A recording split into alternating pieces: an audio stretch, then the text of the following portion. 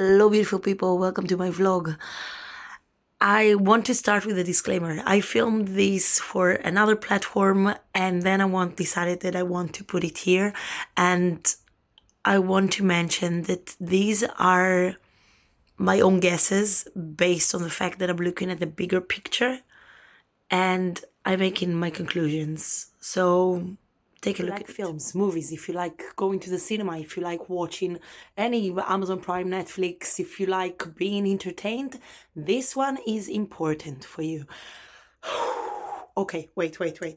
I need to arrange my hair for this. This means business. This is important.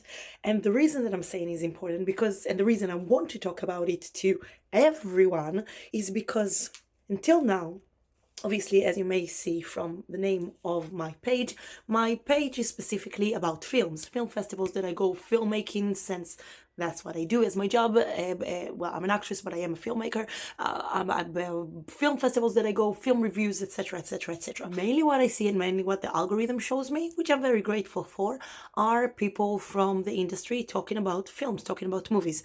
And I'm not sure why I specifically see people mainly from the USA, some from Canada, some from the UK, but mainly from the USA. And recently, the most talked about thing that you may have heard of, you may have not if you're not in the industry, is about Warner Brothers putting their company on sale. Most recent news was about the fact that Netflix are going to buy them. Sign the deal, all's good. But then Paramount came and they decided they're going to go not straight to the company, not straight to the manager, straight to the boss who said no. They're going to go to the ones who have shares in the companies. Sound like a K-drama? Indeed, it probably is. Why am I saying that? Because the people that are backing Paramount are partially the government. I don't care if you're left-wing, I don't care if you're right-wing. I'm sorry, entertainment should not be owned by any government. I don't care who the government is. That will become propaganda, not entertainment. I don't know what about you. I go to the cinema to not think about the news. If I do think it should be a dystopian thing and I should be thinking about, oh, how would it be like in a world like this? Do I want it? Do I not want it? But not propaganda. I don't want to watch propaganda. Do you? I assume not. Another thing that is happening with the fact of who's backing up Paramount, with the fact that they were able to pay more, is Saudi Arabia. And I don't know what about you, but countries that do not support me having my hair out, I don't care if it's down like before or it's up like now, but if I need to cover my hair as a woman, I don't want these people to give any money to the people who make my entertainment. And as a filmmaker and an actress myself, obviously that means that I don't know how much would they be supportive of females in the industry. For the males in the industry or males that are watching this, you might not care, but the propaganda. Now, when it comes to Netflix, what does it mean? Now, you do probably think, what does Warner Brother, what does it mean, all these names? Because you go to the films and you may or may not watch the start before the film when you see the logo of the production. It looks something like this. Wait. Looks something like this. Before your film, yes, you see all of those, then yeah, they own it. They put money on it, which means things like, yeah, Harry Potter, ladies and gentlemen, for example, Animaniacs, I love them, I grew up on their films. Let's do this. This will probably show you a lot of what it means. Most of my childhood, personally, were Warner Brothers. What it means? It means that Netflix, you will get to be able to watch these things on Netflix, probably, because they will own the copyrights for it. Wait, I have hair. Talking about hairs, I have a piece of hair in my eye.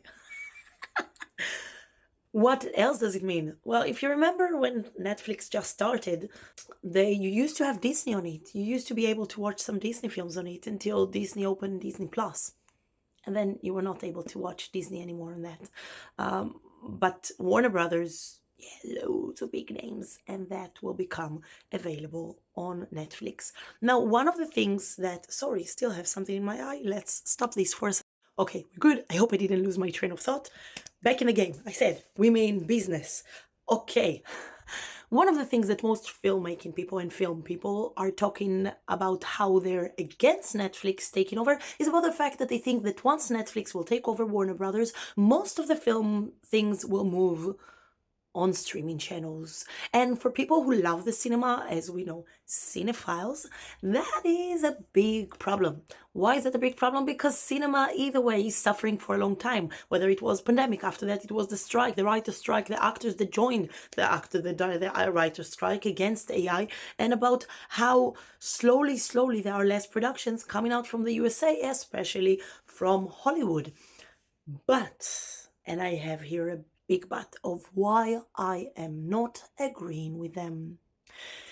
In past October, I've been for the second time to the Busan International Film Festival. If you may or may not heard of it, it's one of the biggest film festivals, specifically in Korea, I think pretty much in all of Asia. And one of the most amazing and interesting things that I've seen was that some of the films on the film festival in the cinema were films, yes, produced by Netflix. More than that, there was a cafe that was specifically for filmmakers, for people with a badge. So filmmakers, actors, people oh my God. Press Cafe was specifically funded, yes, by Netflix, and had really cool pop-ups in that cafe. Everything really well designed, specifically by Most Netflix. Of the people from the USA don't know these things. All they see is Hollywood. They see all Hollywood dying. They see these streamers going up, and then it means that the cinema is becoming more expensive. It's becoming more hard to get. But outside of the USA, other things are going. Outside of the USA, in the UK, you can get a subscription to the cinema, and in one price you can watch as many films as you want. Take into consideration, USA, if you want to keep your cinemas open. Film festivals and things that are going on in South Korea, which, as you may or may not know, they're becoming quite big with filmmaking, and they're at least people being aware in the Western world of their films. And Netflix seen that, and Netflix know that. And as much as people are against it, as much as there are streamers, maybe that's the way of Netflix to going out of your little screen, going to the big screen, giving you a different experience. I don't know what the future will be. I do know for sure that I don't want people backed up by any prince or any government to take control of my entertainment. That's me. But feel free to comment and let me know your thoughts about this.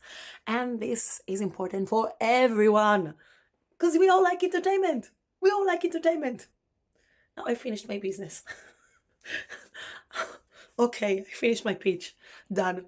Thank you for listening, guys.